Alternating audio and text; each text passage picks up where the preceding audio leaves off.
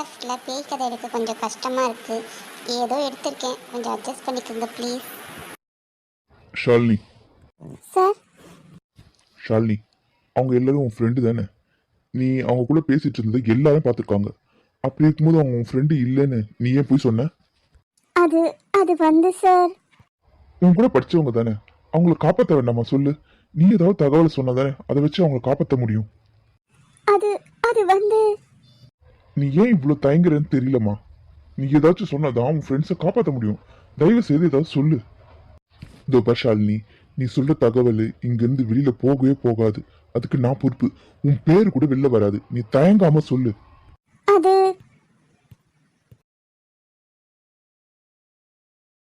யாரும் இல்ல ஷாலினி, சொல்லு.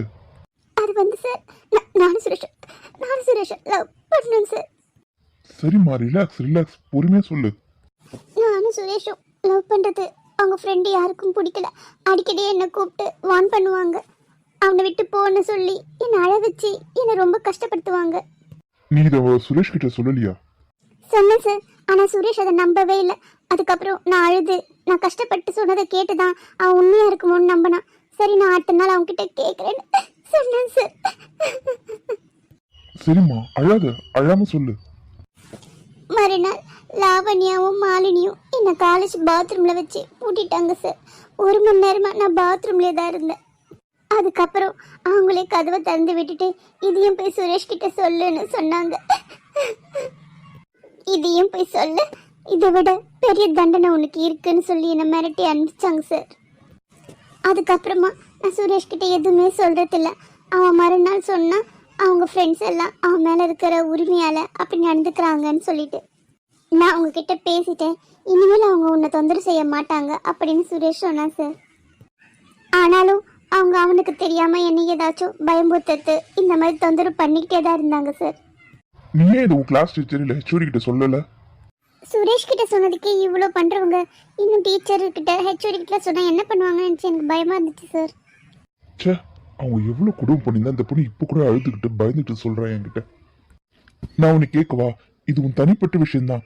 பட் ஒரு சந்தேகம், இவ்வளோ டார்ச்சரை அனுபவிச்சுக்கிட்டு அந்த பையனை லவ் பண்ணியே ஆகணும்னு என்ன கட்டாயமா? என்ன அவசியம் சொல்லு பார்ப்போம். நானும் இதே முடிவுக்கு தான் சார் வந்தேன். போன வாரம் இதை சுரேஷ் கிட்ட சொன்னேன் சார். அவன் உடனே அவன் கையை அறுத்துக்கிட்டான்.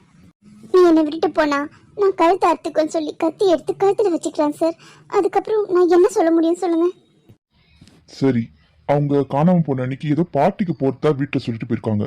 அது என்ன பார்ட்டின்னு தெரியுமா உனக்கு? தெரியும் சார். மறுநாள் என்னோட பிறந்த நாள். அதுக்கு ஒரு சர்ப்ரைஸ் பார்ட்டி ஏற்பாடு செஞ்சிருப்பதா சொல்லி என்னை வர சொன்னான் சார். நான் வர முடியாதுன்னு சொல்லிட்டேன் சார். ஆனால் அவன் வீட்டுக்கு வெளியே நின்றுட்டு வந்தே ஆகணும்னு அடம் முடிச்சிட்டு இருந்தான் சார். அப்படி நீ வெளியில் வரல நான் வீட்டுக்குள்ளே வந்து உன்னை அழைச்சிட்டு வந்துடுவேன்னு சொல்லி என்னை பயமுறுத்தினான் சார். நானும் அந்த பயத்தில் வெளியில் வந்து பார்த்தேன். ஆனால் அவன் அங்கே இல்லை. அவன் நம்பருக்கு கால் பண்ணேன், ஆனால் அவன் ஃபோனே எடுக்கல சார். கொஞ்ச நேரம் வெளியே நின்று அவன் தேடிட்டு இருந்தேன். அதுக்கப்புறம் நான் உள்ளே வந்துட்டேன் சார். அதுக்கப்புறம் அவனை பற்றி எந்த தகவலும் கிடைக்கல சார். ஓகே, உனக்கு அந்த சர்ப்ரைஸ் பார்ட்டி எங்கே ஏற்பாடு பண்ணியிருந்தாங்கன்னு தெரியுமா? இல்லை சார், என்கிட்ட எதுவும் சொல்லலை. சர்ப்ரைஸ்ன்றதுனால அது எந்த இடத்துல ஏற்பாடு பண்ணாங்கன்னு என்கிட்ட சொல்லலை சார். சரி, உன் வீட்டு சிசிடிவி கேமரா இருக்குல்ல? இல்லை சார், நான் வெளில வரதுக்கு முன்னாடி அப்பா அம்மா பார்த்துட போகிறாங்கன்னு அதை ஆஃப் பண்ணிட்டு தான் சார் வெளில வந்தேன். சரி, உன் பக்கத்து வீடு எதிர் வீடு அங்கெல்லாம் இருக்குல்ல? இருக்குதுன்னு தான் சார் நினைக்கிறேன். சரி, நீ கிளாஸுக்கு போ. நான் விசாரிக்க கூப்பிடும்போது வரணும், சரியா? Okay sir. என்ன நவீன், அவங்க கிளாஸ் பசங்க கிட்ட விசாரிச்சிங்களா? விசாரிச்சேன் சார். அந்த பசங்க சரியான சைக்கோவா இருப்பாங்க போல. அவங்களுக்கு பிரச்சனை தர பசங்களுக்கெல்லாம் பிடிச்சி டார்ச்சர் பண்ணுறது தான் அவங்க வேலையை வச்சிருக்காங்க. பசங்களாம் சொல்றத பார்த்தா கொஞ்சம் சைக்கோ புத்தி அதிகமாகவே இருக்கிற பசங்கன்னு நினைக்கிறேன். சரி, இந்த ஷாலினியோட எதிர் வீட்டில் இருக்கிற பக்கத்தில் இருக்கிற சிசிடிவி கேமராவில் இருக்கிற ஃபுட்டேஜ்லாம் கொஞ்சம் கலெக்ட் பண்ணி சீக்கிரமாக எடுத்துட்டு வாங்க. Okay sir. சார், ஷாலினி வீட்டோட பக்கத்து வீடு எதிர் வீட்டோட சிசிடிவி ஃபுட்டேஜ் சார். அப்படியா? அதை கொஞ்சம் போட்டு ப்ளே பண்ணி காட்டுங்க. இந்த ஃபுட்டேஜில் எங்கே கலெக்ட் பண்ணீங்க? அந்த பொண்ணோட எதிர் வீட்டில் இருந்தா சார். ஓகே, சரி. அது டைம் 9 மணிக்கு கட்டுது. ஒரு 10 மணிக்கு மேலே இருக்கிற ஃபுட்டேஜ் போடுங்க. Okay sir.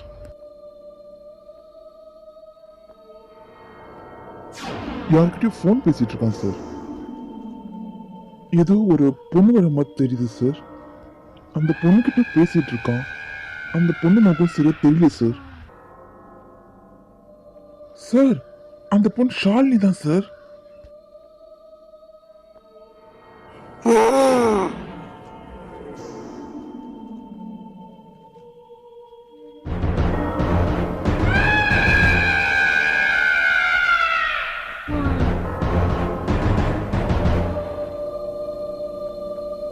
விக்கி ரொம்ப தாகமா இருக்குடா.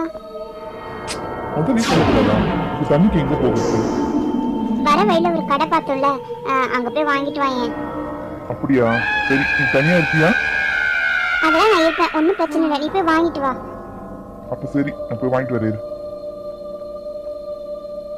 அவன் தண்ணி வாங்க வெளியில போயிட்டான். நீங்க சீக்கிரமா எல்லாரும் ஃபோன் எடுத்து தயாரா இருங்க. நான் சொல்லும் போது நம்ம திட்டப்படி எல்லாத்தையும் செய்யணும், சரியா?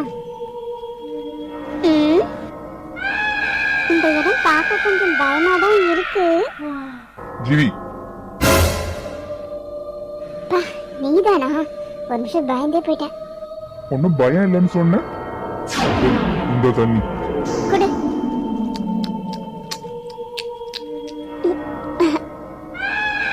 என்ன தண்ணி வரும் மாதிரி இருக்கு. ஏ ஜிவி, என்னாச்சு? ரத்தம். ரத்தமா? எங்க? தண்ணி பாட்டில்ல. எங்க ரத்தம்? அதான் சொன்னல, அவன் தண்ணி பாட்டில் அது ஃபுல்லா ரத்தம். ஏய், நல்லா கண்ணை திறந்து பாரு, தண்ணி தான் இருக்கு, ரத்தம் எங்க இருக்கு? தண்ணியா? ஆமா, தண்ணிதான். என்னாச்சு உனக்கு? ஒண்ணும் இல்ல. இவனுங்க வேற இன்னும் காணோம். எங்க போயிட்டானுங்க? என்ன கதவு மூடிடுச்சு? ஒருவேளை இவனுங்க வேலையா தான் இருக்குமோ? சரி, பயந்தா மாதிரி நடிப்போம், விக்கியை ஏமாத்தலாம். ஐயோ விக்கி, எங்க இருக்க? எனக்கு ரொம்ப பயமா இருக்கு. விக்கி, விக்கி, எனக்கு பயமா இருக்கு. நீ எங்க இருக்க? விக்கி, எங்க போயிட்டான் இவன்? உண்மையா எங்கேயாச்சும் போயிட்டானா? ஐயோ, இந்த விக்கி எங்க போயிட்டான்? இவனுங்க வேற வந்தானுங்களா இல்லையான்னு தெரியலையே. இந்த இடம் திடீர்னு இவ்வளவு இருட்டாயிடுச்சு. சரி, எப்படியாச்சும் நம்ம இங்க இருந்து முதல்ல வெளியில போயிடணும். அப்புறமா அவனுங்களுக்கு ஃபோன் பண்ணிக்கலாம். இந்த வீட்டு கதவு எங்க இருக்குன்னு தெரியலையே. கதவு எங்க இருக்கு? இதோ இருக்கு கதவு.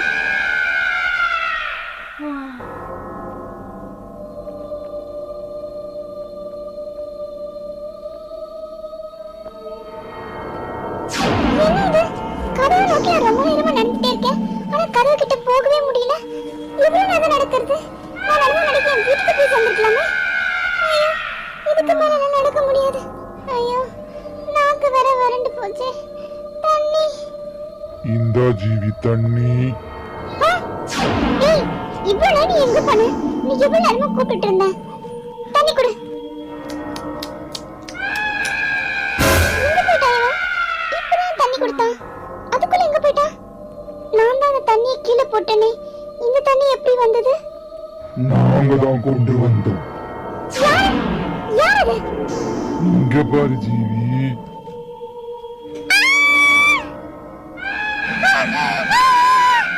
ஜீவி, விக்கி, ஏய் ஜீவி, என்னாச்சு? ஏன் முகலாம் இப்படி வேத்து போயிருக்கு? என்னாச்சு திடீர்னு உனக்கு? ஏன் இப்படி கத்துன?